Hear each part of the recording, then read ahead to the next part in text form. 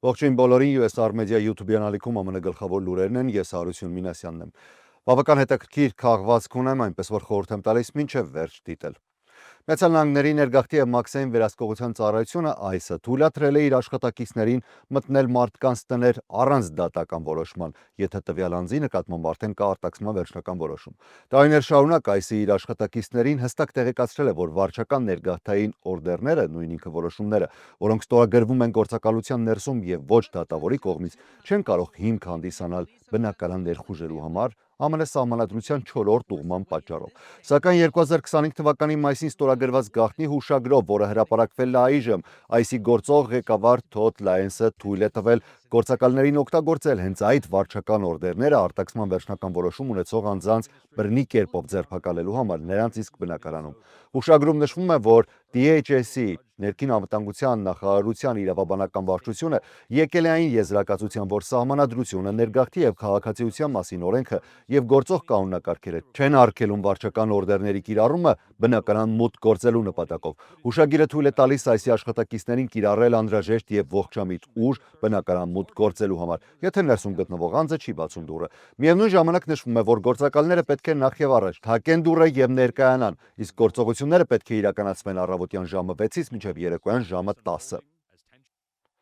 Ներքին անվտանգության նախարարությունը հայտարարել է, որ ավելացնում է այն գումարի չափը, որն առաջարկվում է ԱՄՆ-ում ապօրինի բնակվող անձանց, եթե նրանք համաձայն են կամավոր լքել երկիրը։ Մինչև այս ծրագիրը նախատեսում էր $1000 եւ անվճար ավիատոմս, սակայն այսօր վարչակազմը բարձրացրել է առաջարկվող գումարը մինչև $2600 ու կրկին անվճար թռիչքով։ Նախարարությունն այս քայլը կապում է Դոնալդ Թրամփի երկրորդ նախագահական ժամկետի առաջին տարվա հետ, կարծես թե տարեդարձի նվեր։ Ներքին անվտանգության նախարար Քրիստի Նոեմը հայտարարել է, որ ապօրինի բնակվող անձինք պետք է օգտվեն այս հնարավորությունից։ Նրա խոսքով, եթե նրանք չհեռանան կամավոր, նրանց կհայտնաբերեն, կձերբակալեն ու արտաքսվելով այլևս երբեք չեն վերադառնա Միացյալ Նահանգներ։ DHS-ի տվյալներով մոտ 2.2 միլիոն մարդ արդեն իսկ կամավոր լքել է երկիրը։ Կամավոր արտագաղթի համար հնարավոր է գրանցվել ԱՄՆ մաքսային եւ սահմանային պաշտպանության ծառայության CBP Home հավելվածի միջոցով։ DHS-ի պաշտոնական տվյալներով Թրամփի առաջին տարվա ընթացքում արդեն իրականացվել է շուրջ 675,000 արտաքսում։ Օգտվելով այս հնարավորությունից Ջեյսոն Նելսոն Պրեսիլա Ֆլորեսը մտադիր է ինքնակամ լքել երկիրը, կասեք, բայց մեզ ինչ թող գնա։ Դաշտային ներգաղթային մարմինները որոշել են թույլ տալ, որ Միացյալ Նահանգների պատմության ամենախոշոր համարվող զարդերի կողոպուտի գործով կասկածյալներից մեկը կամավոր արտաքսվի երկրից։ Վերջինս մեղադրվում է ավելի քան $100 միլիոն զարդերի գողության գործով։ Նա հանդիսանում է 7 մեղադրյալներից մեկը, որոնք ըստ մեղադրանքի 2022 թվականի հուլիսին հետևել էին զրահապատ բեռնատարին, ապա թալանել էին այն Լոս Անջելեսից հյուսիս գտնվող մայրուղու կանգառներից մեկում։ Գողացված իրերի թվում էին ադամանդներ, զմրուխտներ, ոսկի, ռուբիններ եւ բարձրարժեք ժամացույցներ։ Դատախազության տվյալներով, եթե Ֆլորեսը մեղավոր ճանաչվեր, նրան սպառնում էր մինչև 15 տարվա ազատազրկում դաշնային բանտում։ Նա մեղքը չի ընդունել։ Դատական փաստաթղթերի համաձայն դատախազները պատրաստվում էին գործը հասցնել արդեն դատարան։ Այս քայլը կատարվել է առանց դատախազների իմացության, ինչը վերջիններիս համար դարձել է իսկական անակնկալ։ Տուժած կողմի փաստաբան Ջերի Քրոլը հայտարարել է, որ մեղադրյալի հեռանալը երկրից զրկում է տուժածներին արդարադատությունից եւ գործի վերջնական լուծումից։ Դաշնային դատախազները դեմ են գործի փակմանը եւ պահանջում են, որ մեղադրանքները հնարավոր լինեն ապագայում վերականգնել, եթե Ֆլորեսը ինչ-որ կերպ վերադառնա Միացյալ Նահանգներ։ Իսկ դուք մի մոռացեք բաժանորդագրվել ալիքին եւ լայքել նյութերը, դա շատ կարեւոր է մեզ համար, կանխավ, շնորհակալ եմ։ Շարունակենք ու երևի թե ներգաղթի թեման էլ մնա առայժմ ամենակարևորը, Թրամփի վարչակազմի ներգաղթային խստացված գործողությունները ընդլայնվում են արդեն նոր նահանգներում, այս անգամ թիրախում է Մեյն նահանգը։ Դաշնային վերաքննիչ դատարանն էլ ժամանակավորապես թույլատրել է դաշնային գործակալներին կրկին կիրառել արցունքաբեր գազ եւ պղպեղային սփրեյ խաղաղ ցուցարարների դեմ բողոքի ակցիաներում։ Սա մասնավորապես Մինեսոտայի դեպքերի համար է։ Այսօր 8-րդ շրջանային վերաքննիչ դատարանը կասեցրել է դաշնային դատավորի որոշումը, որն արգելում էր Մինեսոտայում դաշնային գործակալների կողմից հանրության նկատմամբ պատասխան գործողությունները։ այդ թվում ցուցարարների ձերբակալումը կամ քիմիական միջոցների կիրառումը։ Գլխավոր դատախազ Փեմբոնդին դատանի որոշումը ողջունել է, հայտարարելով, որ Արդարադատության նախարարությունը կպաշտպանի դաշնային իրավապահներին ինչպես փողոցում հանցագործներից, այնպես էլ դատարանում ակտիվիստ դատավորներից։ Մինեսոտան դարձել է ներքին անվտանգության դեպարտամենտի ներգաղթային գործողությունների առանցքային կենտրոններից մեկը։ Ներքին անվտանգության դեպարտամենտը Մեյնում էլ մեկնարկել է իր նոր գործողությունը, որը կոչվում է Catch of the Day։ Չնայած նահանգում քիչ են ապօրինի ներգաղթյալները, այստեղ մեծաթիվ փախստականներ կան, հատկապես աֆրիկյան երկրներից։ Ներգաղթային ձերբակալությունների աճի մասին լուրերը վախ են առաջացրել Պորտլենդի եւ Լյուիսթոնի ներգաղթյալ համայնքներում։ Դրան արձագանքել են նահանգապետ Ջանետ Միլզը եւ այլ դեմոկրատ պաշտոնյաներ, հրաժարվելով աջակցել այսին որոշ գործողություններում, այդ թվում գաղտնի համարանիշների տրամադրման հարցում։ Նահանգապետ Միլզը հայտարարել է, որ եթե դաշնային գործակալներն ունեն դատական օրդերներ, պետք է դրանք ներկայացնեն, սակայն եթե ծնողներին բաժանում են երեխաներից առանց հանցագործություն կատարելու, դա սերմանում է վախ ահաբեկում հարևաններին։ DHS-ի տվյալներով Մեյնում կա մոտ 1400 թիրախ, իսկ առաջին օրն արդեն իրականացվել է շուրջ 50 ձերբակալություն։ Ներքին անվտանգության նախարարության ներկայացուցիչ եւ մամուլի քարտուղար Տրիշա Մակլաֆլինը հայտարարել է, որ գործողությունը նպատակ ունի թիրախավորել ամենավտանգավոր հանցագործ ապօրինի ներգաղթյալներին։ Նախագահ Դոնալդ Թրամփը հայտարարել է, որ հետ է կանգնել Գրենլանդիայի շուրջ մաքսատուրքերի կամուժի կիրառման սպառնալիքներից ՆԱՏՕ-ի գլխավոր քարտուղար Մարկ Ռյուտեի հետ Դավոսում կայացած հանդիպումից հետո։ Թրամփը True Social-ում հրապարակած գրառման մեջ նշել է, որ ձևավորել են ապագա գործարքի շրջանակը կապված ոչ միայն Գրենլանդիայի, այլև ամբողջ Արկտիկ տարածաշրջանի համար։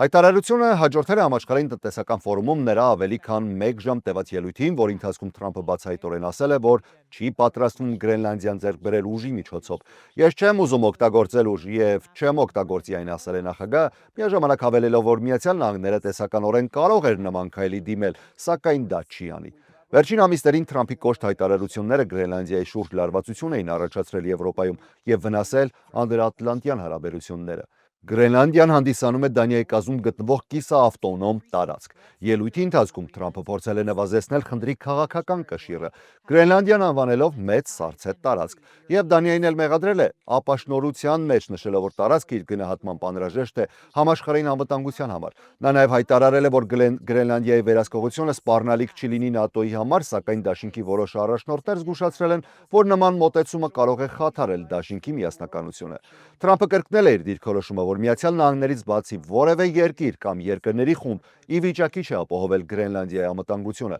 այն ներկայացնելով որպես ռազմավարական հենակետ Արկտիկայում Ռուսաստանին եւ Չինաստանին հակազդելու համար։ Նախագահը նաեւ անդրադարձել է Վենեսուելային, հայտարարելով, որ Միացյալ Նահանգները վերահսկողություն է հաստատել երկրի նավթային պաշարների նկատմամբ, դա ներկայացնելով որպես իր արտաքին քաղաքականության հաջողակ օրինակ։ Թրամփը նախկինում չէր բացառել Գրենլանդիայի հարցում ռազմական տարբերակը, սակայն Դավոսում նրա վերջին հայտարարությունները վկայում են տոնայնության նեղմացման եւ բանակցային ուղու ընտրության մասին։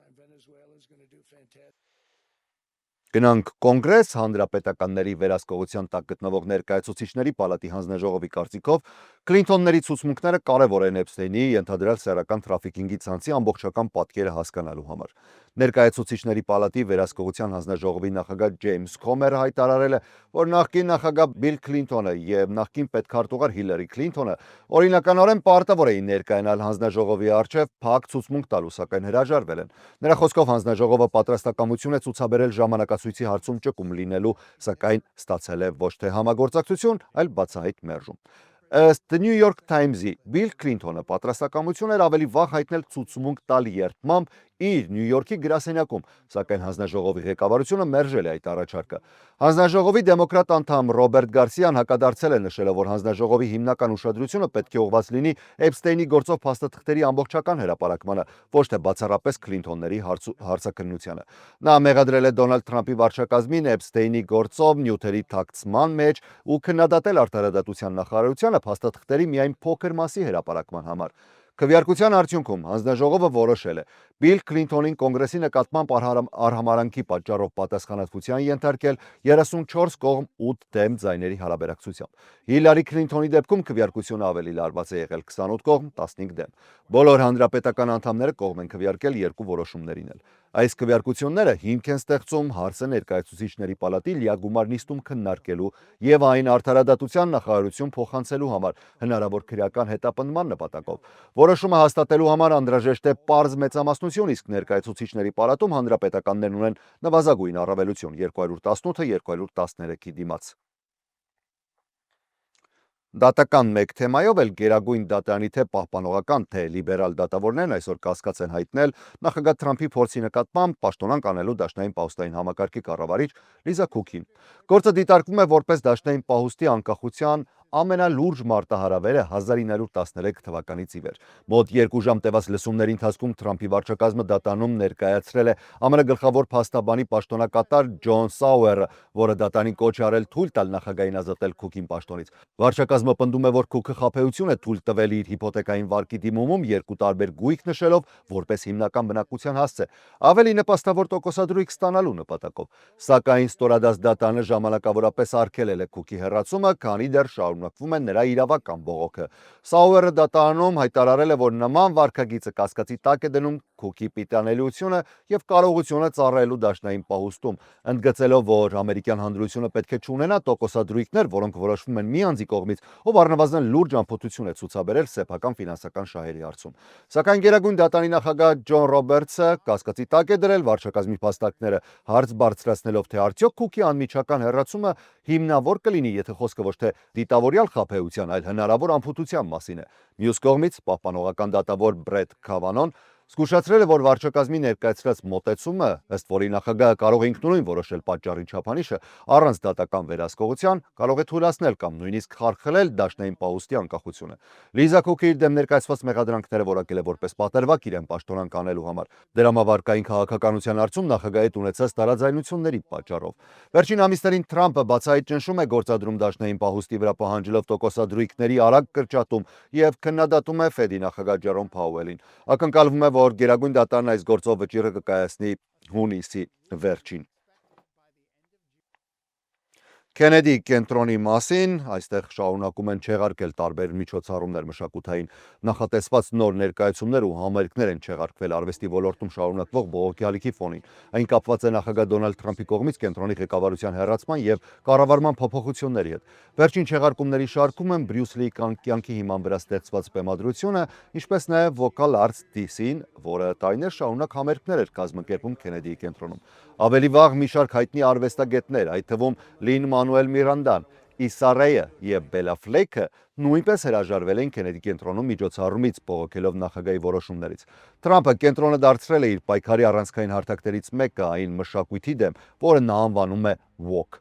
Չնայած վերջին հայտարարություններում նախագահ Թրամփի հասցեին ուղիղ քննադատություն չի հնչել, չեղարկումները տեղի են ունենում այն բանից հետո, երբ Թրամփի կողմից նշանակված խորհուրդը հայտարարել էր, թե կենտրոնը վերանվանվել է Թրամփ-Քենեդի կենտրոն։ Մշակութաբաններն ընդգծում են, որ նման փոփոխությունը հնարավոր էր իրականացնել միայն կոնգրեսի միջոցով։ Քենեդի կենտրոնի պաշտոնական ծրագրում այլևս չի նշվում նաև ապրիլի նախատեսված համերգը նվիրված ջազի լեգենդ Ջոն Քոլթրեյնի 100-ամյակին։ Մասնակից երաժիշտների ներկայացուցիչները չեն արձագանքել մամուլի հարցումներին, ինչպես նաև Քենեդի կենտրոնի խոսնակը այս պայծրությամբ չի արձագանքել լրատվամիջոցների հարցերին։